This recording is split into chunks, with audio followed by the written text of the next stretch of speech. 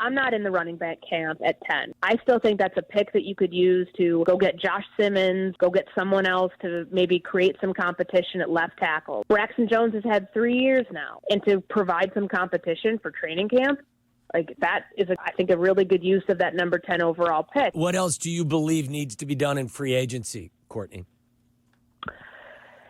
I still think that they can. I mean, they obviously added the tight end from Miami last week. That was a one-year deal, so you have another piece behind Cole Kmet. They need a number 3 receiver, and the receiver market's been really quiet because there's a lot of veteran guys out there waiting to see where they're going to go.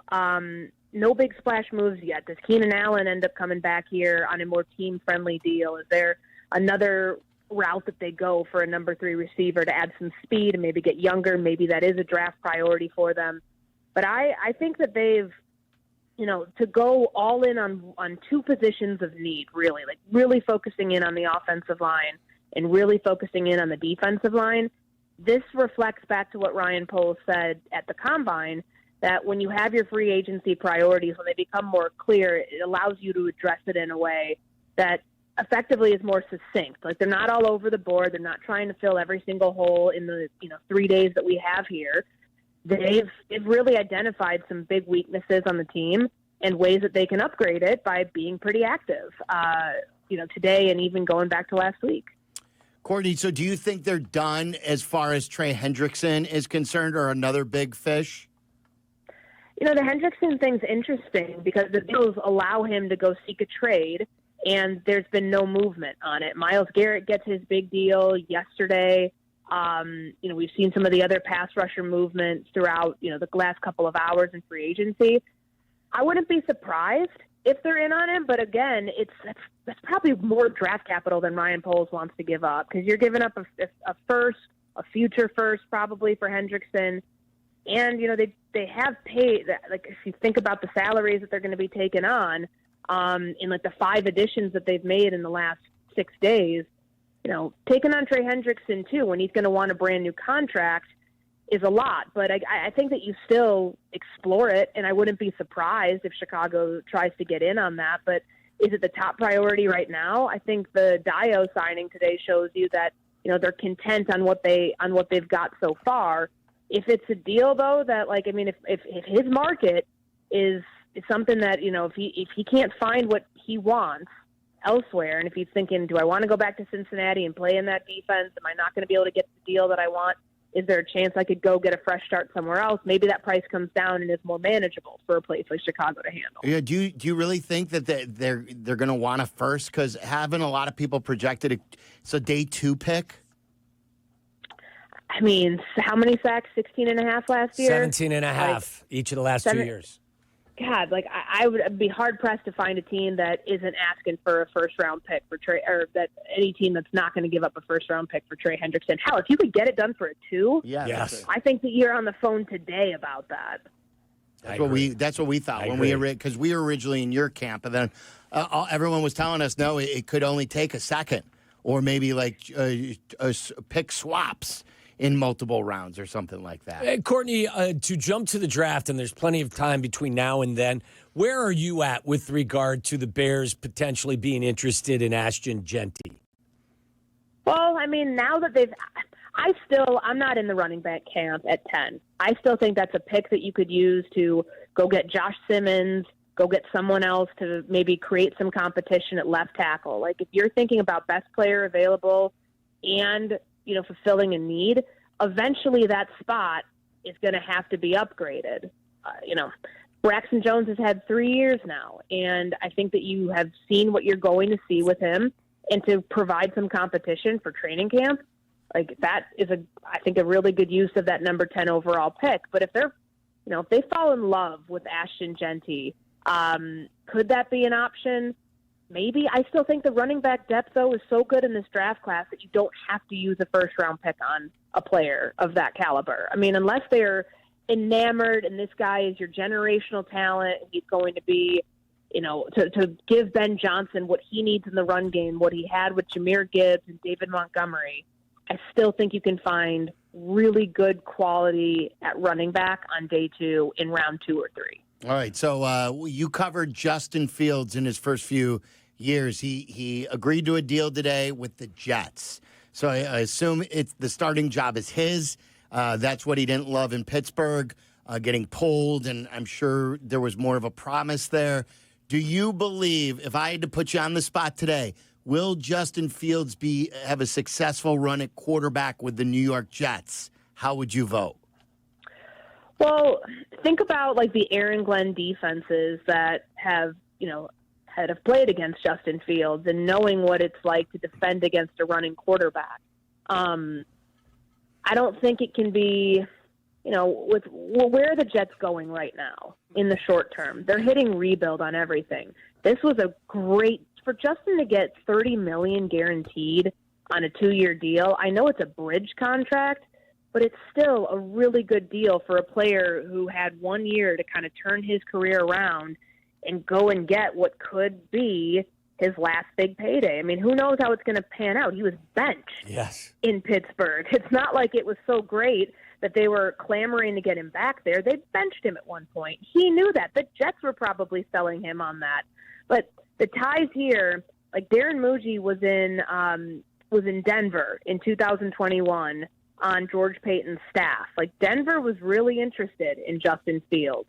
So there's that connection. There's what Aaron Glenn has seen from Justin Fields in the NFC North all the years that he was with Detroit.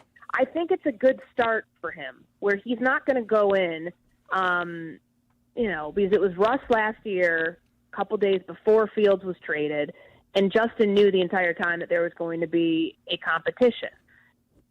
Regardless of if the Jets take a quarterback wherever it is, like that's Fields' job to lose.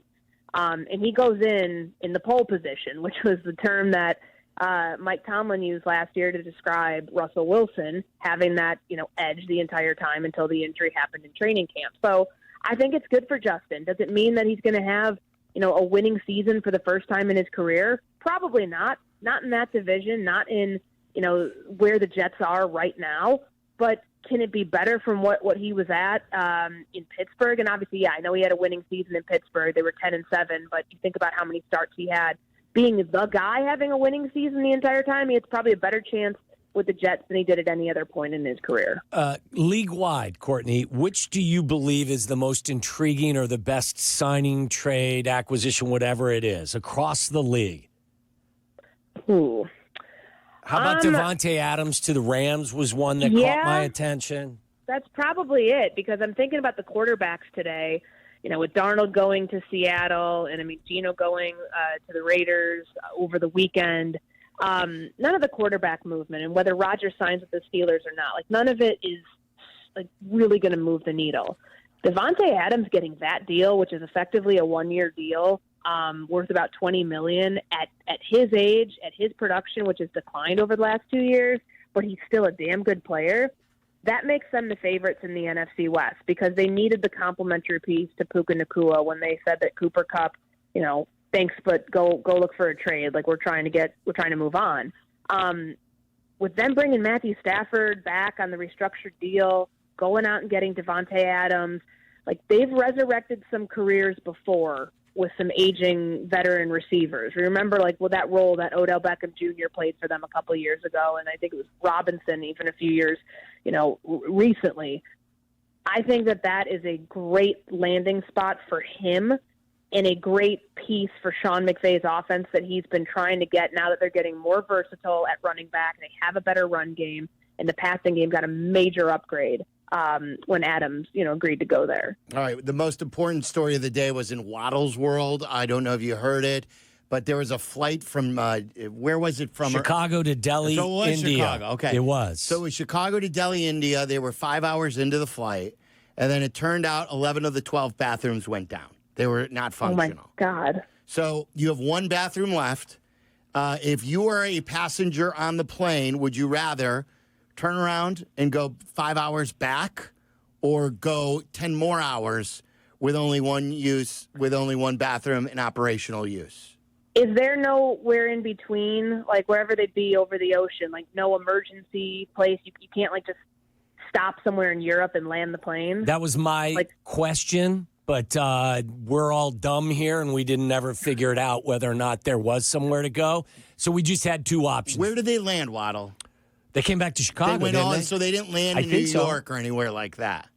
The article was sent to me in a tweet, so you know me, I can barely read when it's on a sheet of paper. Let's just say your only options are coming back to Chicago. Yeah, and it was. And retrace your steps of 5 hours. Not steps, yeah. but your flight. Or, as Sylvie's suggesting, 10 more hours. Just pee in a sink for 10 hours, well, look, all 300 of you. You've got a priority. Let me just tell you this really quick. You've got one bathroom priority, and it's the people who absolutely need it most, 300 people on the flight. And if then it happens where someone else really needs to go use the sink of one of the, obviously for number one. But I'm not turning back, Courtney. I'm going 5 hours back instead of going 10 hours forward and making my destination. First off, I'm firing the person who engineered the plane because all 11 of the 12 bathrooms going down is unacceptable. Egregious. It was Matt Eberflus. I'm going backwards. On a flight that long, and there could be, a bathroom emergency, medical emergency. This to me falls under medical emergency. That's a safety hazard to only have one bathroom for probably 300, 400 people on board. It's just so funny, Courtney. I'll go backwards. Because Silvy, who won't even pee in his own shower, wants 300 people to pee in the sinks. And thinks that's going to be okay. I can't even imagine what the septic tank, I would imagine each bathroom probably has its own septic tank, right? I would think. That one's going to end up probably backing up, and then you're going to have no bathroom. Look, you went to Indiana, and you were in some of these dirty bars back in the day. Says the guy that went to Southern. Right, I had dirty bar, like the freshman bars. There was the one-person bathroom for 300 people in the bar. You weren't on an airplane for 10 hours. Right, but where are you going? You have one bathroom. You can leave the bar. You can leave the bar and go around the corner. In the alley? Oh, Or you can go down the street to the local McDonald's and use their bathroom. Or you can go home, which is God. This whole thing's making me never want to get on an airplane again for a international flight. Yeah, that's. Do we know what airline it was? Air India. Yeah. Okay. I wonder what their stock price is doing today after hearing this. That's right.